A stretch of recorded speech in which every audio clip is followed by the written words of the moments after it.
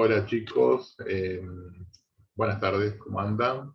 Bueno, mi nombre es Gustavo Darío Moreno, soy kinesiólogo, así que bueno, soy docente también de acá de Anatomía y Biomecánica, así que bueno, te doy las bienvenidas para esta asignatura, Biomecánica, y bueno, vamos a ver, a mí me toca hablar un poco del raquis lumbar, ¿sí? Acá, como están viendo, ¿sí? Estamos observando el raquis lumbar, el capítulo 3, así que bueno, nada, en la presentación, bueno, yo voy a salir un poquitito de pantalla, ¿sí?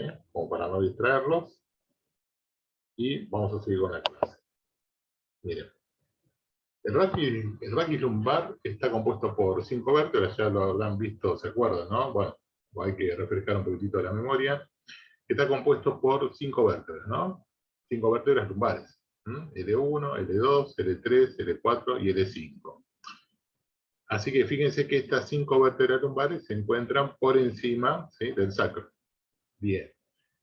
Para poder tener algunas referencias normales, digamos, de alguna manera más normal, digamos, dentro de, de estas vértebras, de esta alineación del cuerpo, la postura, van a observar que van a tener algunos ángulos, ¿sí?, que van a ser relevantes, van a ser importantes, para tener en cuenta esa angulación que va a tener que tener la columna lumbar con respecto al sacro, en relación con la pelvis, en relación también con las últimas costillas, son referencias. Fíjense que nosotros tenemos acá que el ángulo sacro, ¿sí?, es el ángulo este que pasa, fíjense, si nosotros trazamos una línea tangente que pasa por la cara superior de ese 1 con respecto a la horizontal, vamos a observar que ese ángulo aproximadamente tiene que medir 30 grados. O sea, si nosotros tenemos una radiografía de perfil, vamos a observar esto. Seguro que alguno de ustedes seguro habrá observado una radiografía de perfil, y por ahí puede observar que el sacro está un poquitito más horizontalizado o un poquitito más verticalizado. Entonces, nosotros trazamos una línea, ¿sí?, con una regla, ¿no?, sobre la cara superior, en este perfil, ¿no?, en una vista de perfil de la pelvis, ¿no?, porque acá tenemos una vista de perfil lumbosacra, involucrando también el ilíaco. Entonces, nosotros trazamos una línea sobre la cara superior del sacro, con la horizontal, bien, va a medir aproximadamente 30 grados. Bien. Otro ángulo importante a tener en cuenta dentro de los parámetros normales, en la alineación de la pelvis con respecto a la columna lumbar y el sacro, es el ángulo lumbosacro. Fíjense que el ángulo, o sea, nosotros acá lo que vamos a tener como referencia es L5 y S1. L5, que es la quinta vértebra lumbar, y S1, que va a ser la primera vértebra sacra. Ahora observen que, bueno, en este dibujo, fíjense que L5 está desplazado hacia atrás. Bueno, pero tendría que seguir la misma línea que L4. Bueno, si se traza una línea que pasa por el medio de L5, ¿sí?, o sea que esta vértebra tendría que estar a esta altura, ¿bien?, pasa por el medio por la parte central, ¿sí?, del cuerpo de L5 y por la parte central del cuerpo de S1, que es la primera vértebra sacra, fíjense que va a generar un ángulo obtuso abierto hacia atrás de aproximadamente 140 grados. Acá estamos observando los grados, y ahí estamos observando justamente ese ángulo. Siempre estos ángulos, chicos, son todos aproximados. O sea, no es exacto. Si más o menos se está midiendo, si 140 grados va a estar muy bien. Bien. Otro ángulo a tener en cuenta es este de la inclinación pélvica. Entonces, en la inclinación pélvica va a involucrar a la pelvis, en este caso al hueso ilíaco, y observen que si nosotros trazamos otra línea entre el promontorio, que sería el ángulo, la parte más anterior de ese 1, y que pase por el borde superior del pubis, o sea que desde el promontorio pasa por el borde superior del pubis, esa línea se traza obviamente se va a formar un ángulo con la horizontal, y ese ángulo tiene que medir aproximadamente 60 grados. Entonces, nosotros ahí tenemos diferentes angulaciones para poder tener algunas referencias normales con respecto a la alineación de la columna lumbar, sacra, tanto en la vista, en este caso, vista de perfil. Y en el caso de la vista frontal, podemos observar como esas vértebras lumbares, observen que cómo van, a ver, los cuerpos de la vértebra lumbar van de menor a mayor, creciendo en cuerpos, y fíjense que el cuerpo de la vértebra L1 con respecto a L5 es mucho menor. Entonces lo que voy a observar es que este cuerpo de la vértebra L5 es mucho menor, L2 va a aumentar en cuerpo, o sea, fíjense que es mayor en forma lateral, hasta llegar a L5, que es justamente la vértebra más prominente, más grande. Bien, a ver. Bueno, a ver, hacemos un poco de repaso y ya seguro que van a subir el video Diego y Viviana, bueno, Diego sobre todo, ¿no? Pues Diego va a dar toda la parte de introducción. Entonces vamos a observar cómo el cuerpo vertebral, fíjense que el cuerpo vertebral de las lumbares son las más prominentes, las más grandes, vértebras que hay de todo el raquis lumbar. Observen cómo es mucho más ancha esa vértebra, que alto, ¿sí? Y que anteroposterior, o sea que el diámetro transversal es mayor que el diámetro anteroposterior, que el diámetro, ¿sí? Que tiene que ver con el alto. ¿Bien? Eso con respecto al cuerpo. Después vamos a observar como características que las láminas, ¿sí? En este caso, son más bien cuadriláteras, son altas y cuadriláteras. Lo mismo va a pasar con las apófisis espinosas, que son rectangulares, son bastante voluminosas. Lo mismo vamos a observar con las apófisis transversas, que son las más grandes que hay, digamos, en todas las vértebras, ¿no? en toda la columna. Y bueno, y como característica particular vamos a observar que estas apófisis articulares, las superiores y las inferiores, son diferentes, obviamente que son diferentes con respecto, obviamente, a las torácicas y a las cervicales. Estas apófisis articulares, las superiores, tienen como característica que esa carilla articular va a mirar hacia atrás y hacia adentro. También tiene como característica que tiene forma cóncava, tiene una forma cóncava, forma vertical, entonces, y esa carilla articular obviamente la superior, se va a articular con la carilla, con la apófisis articular, ¿no? Porque estoy hablando de las apófisis articulares, se va a articular con las apófisis articulares de la vértebra suprayacente que se encuentra arriba, ¿no? Que tiene justamente la dirección totalmente opuesta. Bien. Bueno, eso es todo un poquitito, haciendo un repaso, fíjense que de todos, característica particular que tenemos en todas las vértebras, pero bueno, en las vértebras lumbares se van a distinguir un poquitito más, obviamente por el tamaño, ¿no? Que es mucho mayor que las demás.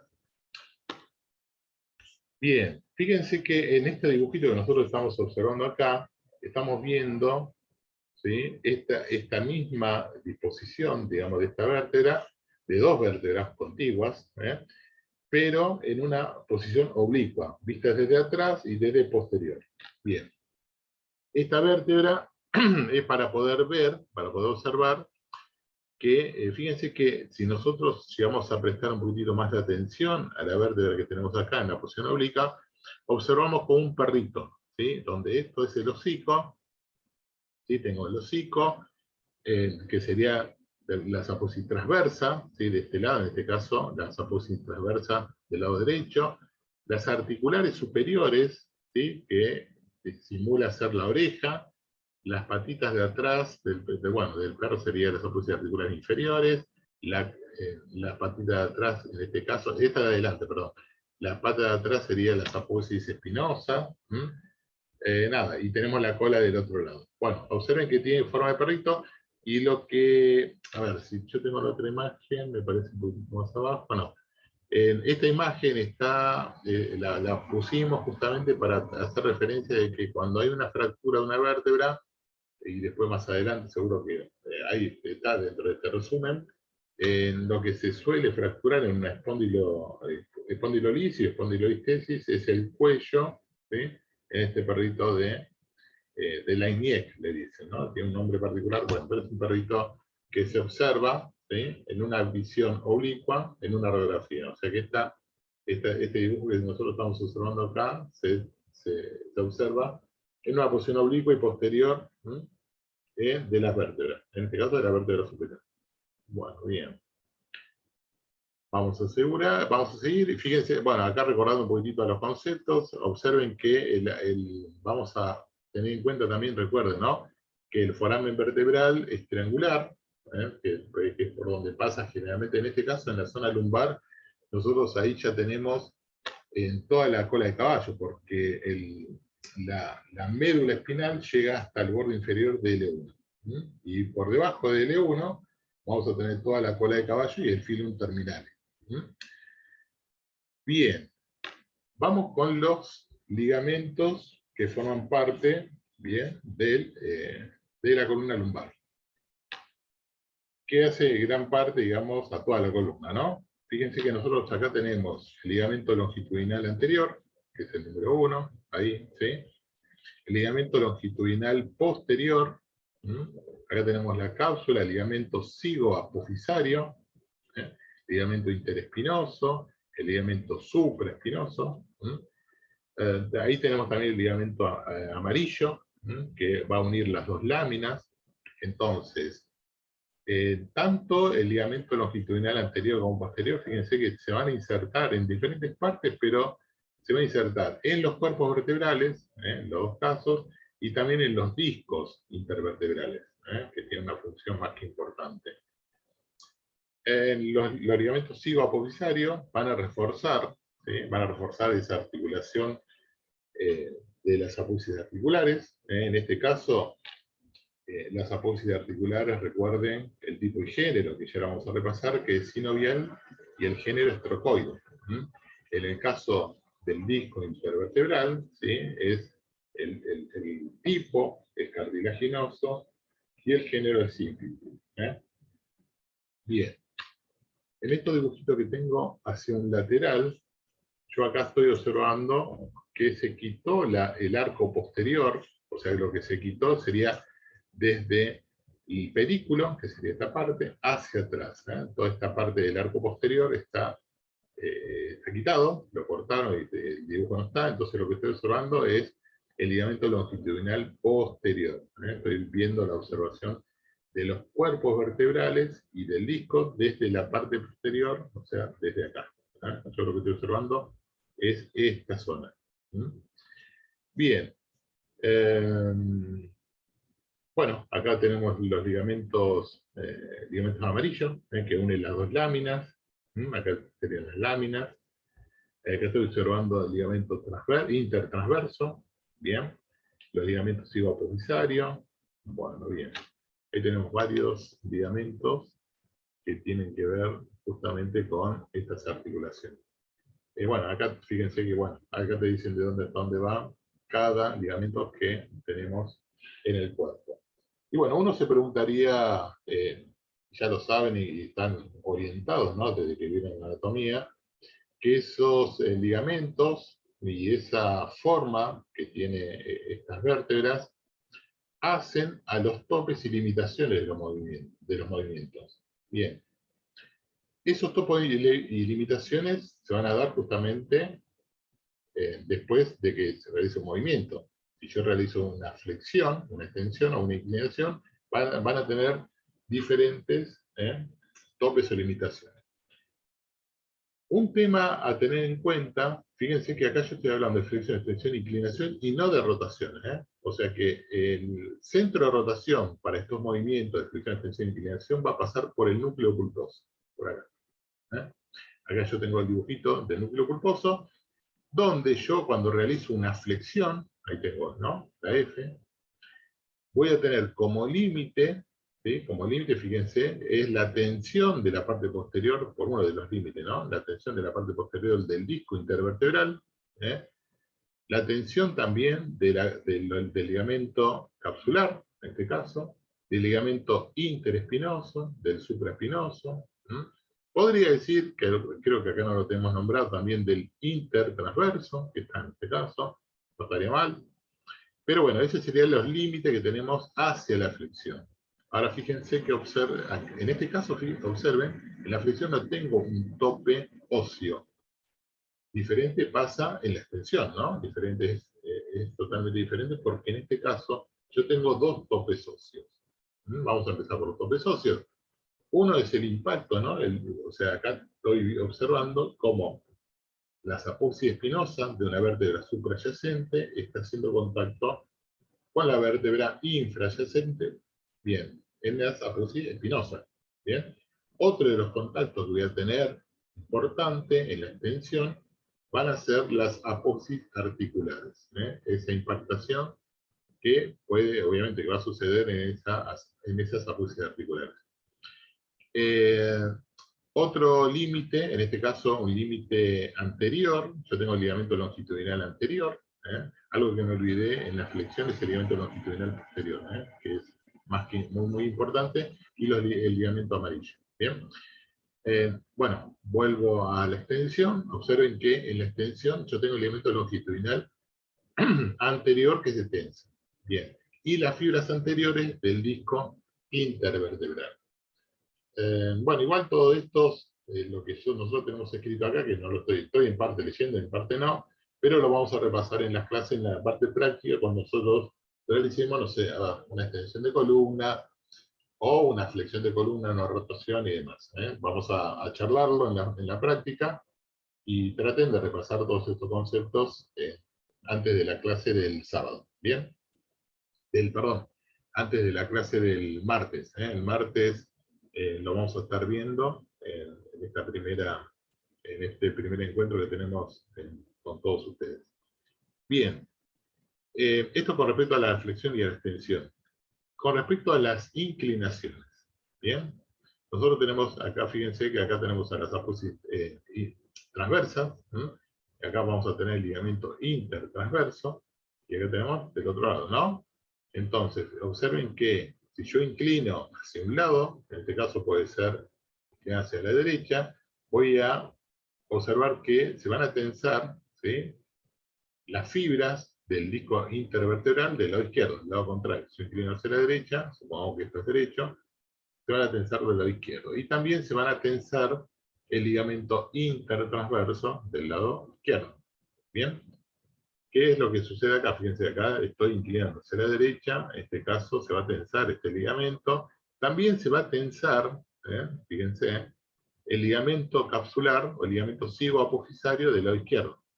Ligamento amarillo también de este lado. Y bueno, nada más por ahora. Bien, entonces hablamos de la flexión-extensión, hablamos de las inclinaciones, hacia la derecha en este caso, puede ser hacia el contrario. Observen que también algo importante que se da en los libros es que habla de la convexidad, ¿sí?, y de la concavidad. O sea que si yo inclino la vértebra, en este caso, hacia la derecha, esto sería cóncavo, el lado derecho es cóncavo, y el lado, ¿sí?, del lado izquierdo es convexo. O sea que yo lo que voy a ver son esos topes o limitaciones, ¿no?, del lado, en este caso, izquierdo, del lado de la convexidad. Bueno, vamos con la rotación del raquis lumbar. Vieron que tanto en la flexión, la extensión y la inclinación habíamos dicho que el centro de rotación, ¿sí?, el pivot, va a estar en el núcleo pulposo. No sucede lo mismo en la rotación del raquis lumbar. En la rotación del raquis lumbar, el centro de rotación va a estar en la base de la apoxis espinosa.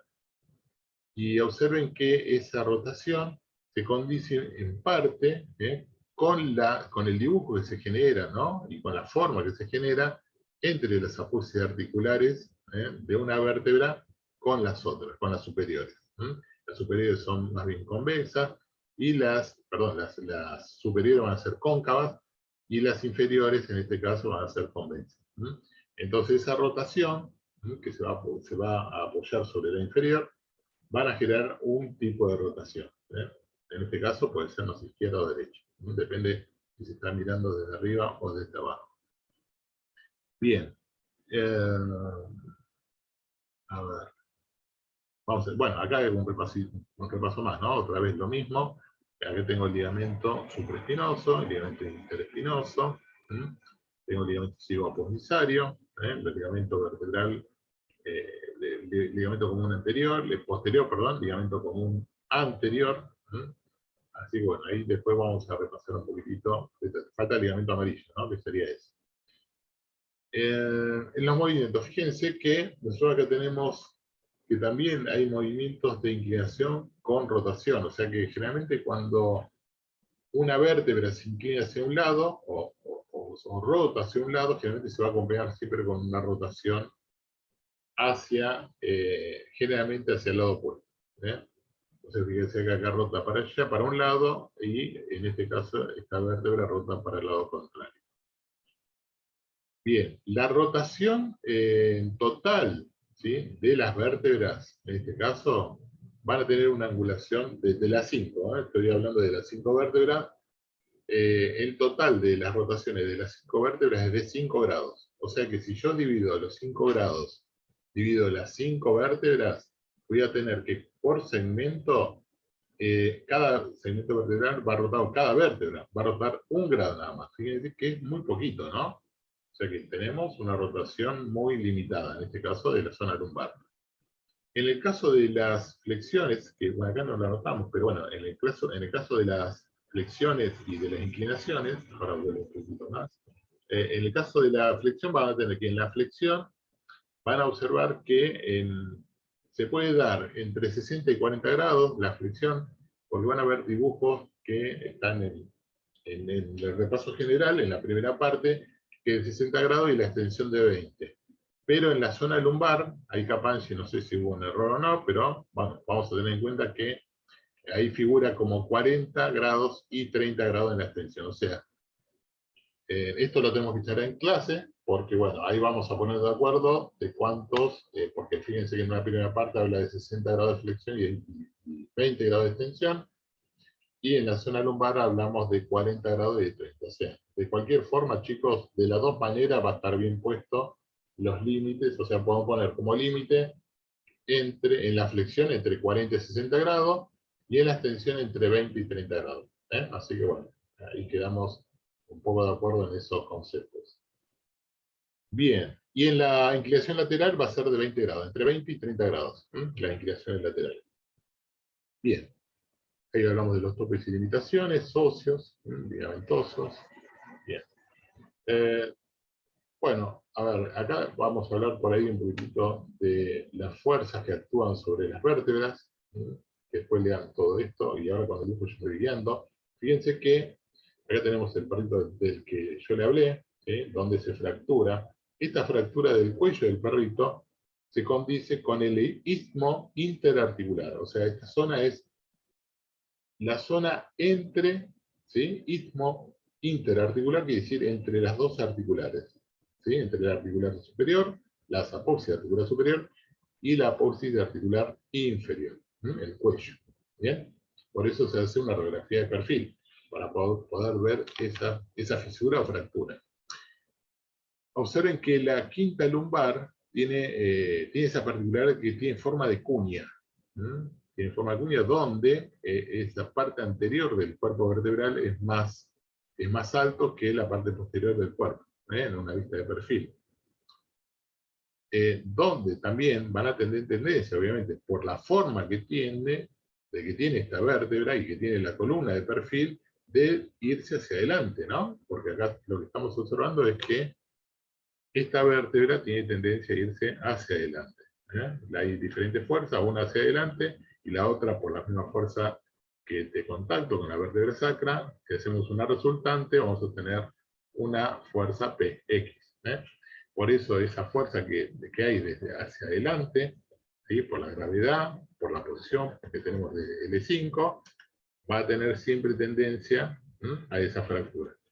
Por eso lo importante, chicos, de esto de la activación y de la buena postura para no generar o no aumentar esa lordosis o esa fuerza de compresión que hay de toda la columna lumbar hacia la parte anterior, ¿sí?, y hacia abajo. Bien. algo importante a tener en cuenta, fíjese que también cuando se desliza hacia adelante hay una tensión de las fibras, del anillo fibroso, del disco intervertebral. Algo que por ahí me quedó pendiente es que en el peso del cuerpo humano, recuerden que el 75% del peso, del peso corporal, ¿sí?, lo va a recibir el núcleo pulposo, y un 25% lo va a recibir el anillo fibroso, la parte más externa. Bien, voy a seguir adelantándome porque me queda un poquito de tiempo. Bien, acá con respecto a los ligamentos iliolumbares, bueno, acá, a ver, déjenme ver un poquitito, porque bueno, acá tenemos estos ligamentos iliolumbares, son unos ligamentos que van desde la cresta ilíaca, y tenemos dos fascículos, un fascículo inferior, ligamento iliolumbar inferior, y un fascículo superior. Esta fase que nosotros tenemos F, N y E es flexión, ¿sí?, neutro, la posición intermedia, y extensión. O sea que estoy hablando de una flexión de la columna lumbar, de la posición neutra, y la extensión de la columna lumbar.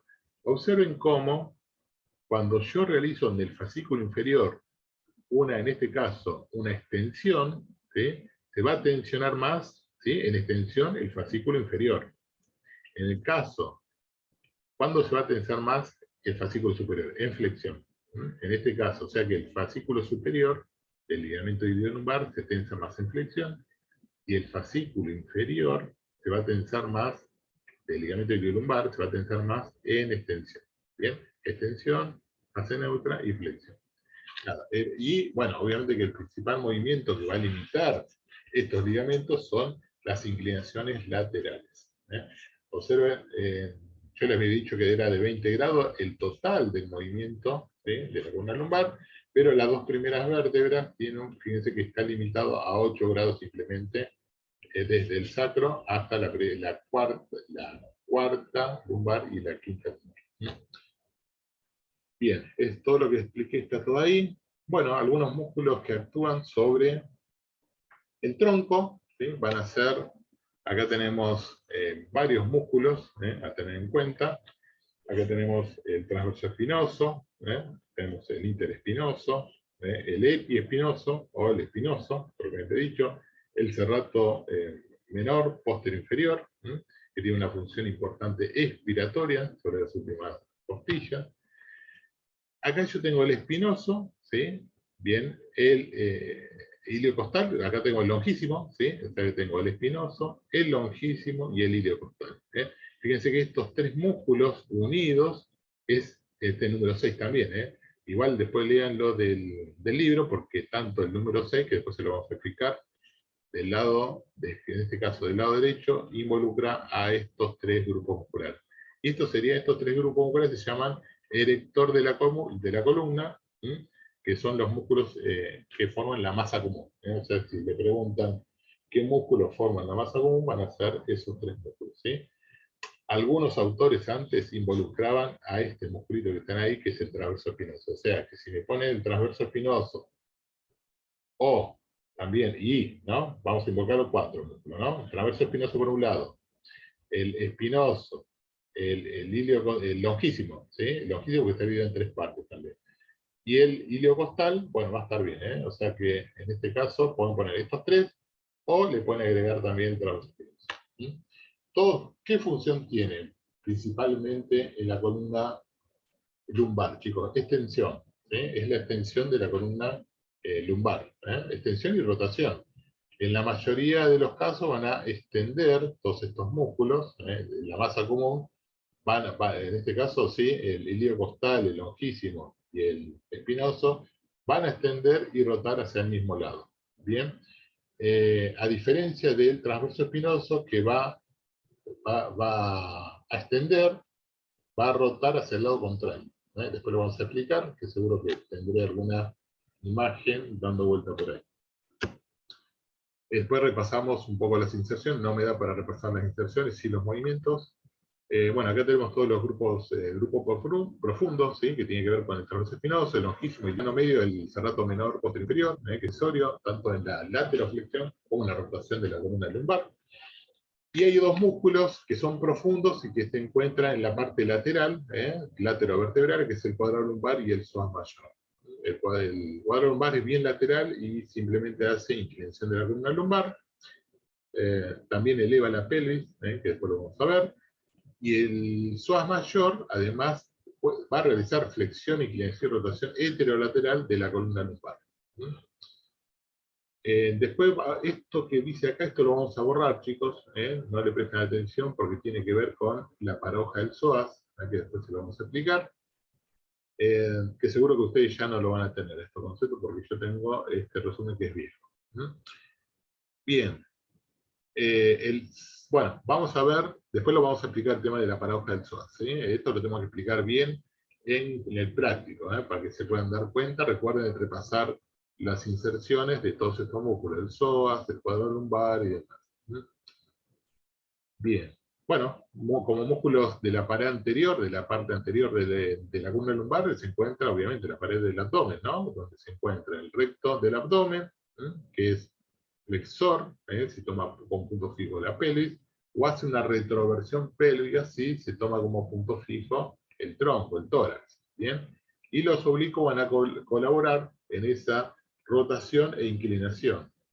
Si se contraen los dos oblicuos del mismo lado, van a generar una inclinación de la columna lumbar. Si se contrae el oblicuo externo de un lado con el oblicuo interno del otro, van a generar una rotación del tronco. Así que eso también lo vamos a ver.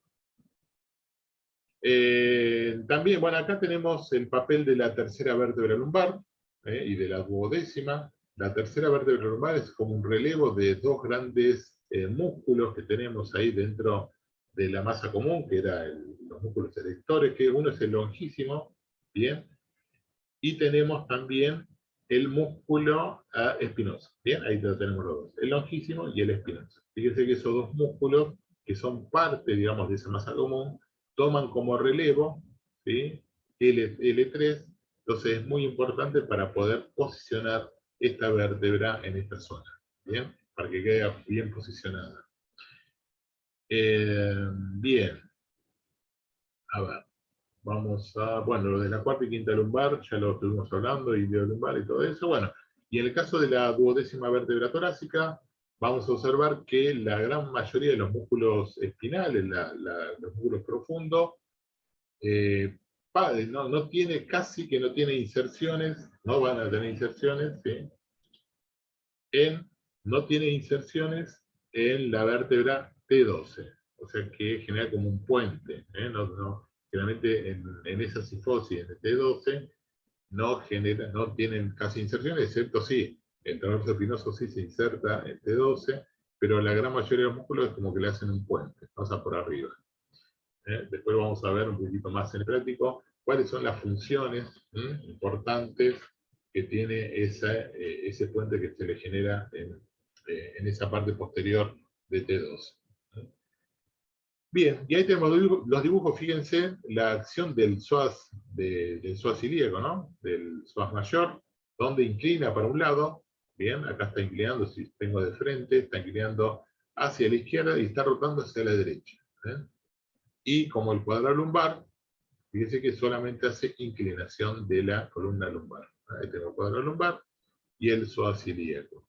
Ahora, si se inclina, fíjense si se contraen el oblicuo, ¿sí?, interno y el oblicuo externo, de los lados, estoy hablando de la zona abdominal, ¿sí?, de la pared abdominal, como genera una inclinación, ¿sí?, del mismo lado.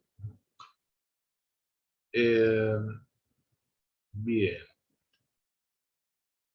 Ahora, vamos a seguir. Bueno, ahí tenemos el recto del abdomen, el recto del abdomen que genera solamente movimientos de flexión de la columna torácica, de la columna lumbar, flexión. Bueno, acá, bueno, lean todos estos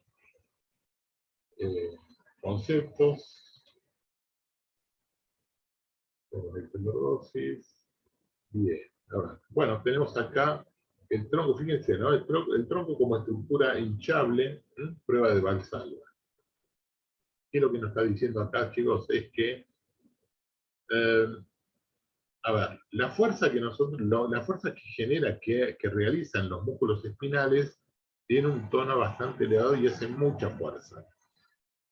¿Y esto por qué se da? Y esto se da por el brazo de palanca, ¿no? O sea que acá estamos tomando como punto, como fulcro, ¿sí? La articulación lumbosacra. Si tomamos el disco, está el disco intervertebral entre L5 y S1. Los músculos que se encuentran en la parte posterior es la fuerza que genera hacia abajo.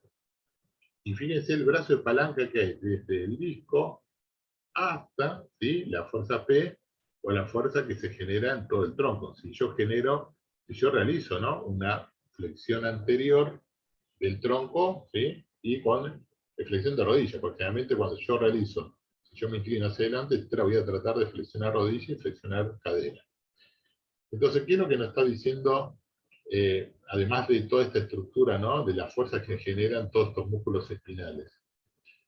Es que, bueno, generalmente cuando uno se inclina hacia adelante, los abdominales se contraen levemente, en forma automática. ¿Por qué se contraen levemente? Es justamente para disminuir la presión que existe, ¿sí?, en los discos intervertebrales, además de generarle menos carga y menos fuerza a los músculos espinales. Bien. Generalmente por eso, a ver, muchas veces y ha pasado que, bueno, si uno está con mucha debilidad abdominal, ¿m?, puede generar justamente una lesión del disco, ¿bien?, del disco intervertebral por el aumento de peso. Después van a leer todos estos conceptos que dicen acá, donde, fíjense, ¿no?, cuando uno tiene que levantar un peso de 10 kilos con rodilla flexionada y el tronco vertical, ¿no?, como este, si no está bastante vertical, fíjense los músculos, la fuerza que tiene que realizar, ¿sí?, los músculos espinales. Va a ser de 140 kilos aproximadamente, ¿eh? Y ahora, si uno inclina el tronco, como en este caso, si uno inclina el tronco con la rodilla flexionada hacia adelante, fíjense la diferencia de fuerza, todo esto está estudiado, que tienen que hacer los músculos espinales. Va a ser casi del doble, ¿no? De 200, casi 60 kilos, ¿sí?, la fuerza que tienen que realizar los músculos de la espalda para poder justamente mantener ese tono y poder mantener esta fuerza. Uno, bueno, no se da cuenta, pero bueno, son muy potentes los músculos de la espalda. Bueno, ni hablar si uno extiende los brazos hacia adelante y demás. Bueno, todos estos conceptos nos sirven para poder ver que, espera, voy a volver un poquitito, que en este caso la prueba de Valsalva, la fuerza, ¿no?, para que va a generar esa presión, ¿sí?, esa prueba de Valsalva, esa presión, va a ser justamente aumentar. ¿Cuál va a ser la fuerza de Valsalva? Va a ser aumentar la presión intraabdominal y también intratorácica para formar o generar una especie de viga. En esa prueba de Valsalva, lo que hace es cerrar la glotis, que acá tengo el dibujito, cerrar la glotis, también cerrar otros orificios, como puede ser del ano, el orificio uretral. Bueno, diferentes orificios hay que cerrarlo y hacer fuerza justamente con los abdominales, obviamente, ¿no?, tensos, para que genere una leve presión interna, ¿no?, intraabdominal y intratorácica, para generar un efecto de viga. Esa viga intratorácica e intraabdominal hace que disminuya la fuerza, va a disminuir la fuerza que están realizando los músculos espinales, y también va a disminuir la presión sobre el disco intervertebral. Obviamente por eso en la halterofilia es lo que utiliza justamente un cinturón de cuero, ¿no?, que se utiliza a nivel del abdomen para poder generar esa presión intraabdominal y no lesionarse en la zona lumbar, no lesionarse los discos intervertebrales, que serían eso, bueno, o L3, L4, que son los que más se lesionan. Bueno, bien. Bueno, acá habla de, bueno, aquí esto es un poquitito de los conceptos que le estaba hablando, que es el núcleo pulposo soporta 75% del peso, el disco intervertebral un 25% del peso. Esa maniobra del Valsalva es lo que yo le estaba diciendo, lean todos estos conceptos, que son más que importantes. La halterofilia, ¿no?, que son justamente este deporte que se realiza para poder el levantamiento de pesas. Y bueno, ¿qué más? A ver. Bueno, nada más, chicos. este teórico generalmente van a ser aproximadamente de media hora, ¿eh? Y bueno, la idea es hacer una introducción en el teórico, pero lean estos conceptos que son muy importantes. Y bueno, si tienen alguna duda, bueno, hay que recurrir al libro de Capangi y releerlo. Y bueno, y en el práctico lo vamos a conversar justamente con la práctica y con los conceptos teóricos que ya vieron ahora. Les mando un saludo, así que bueno, nos estaremos viendo el martes. Hasta luego.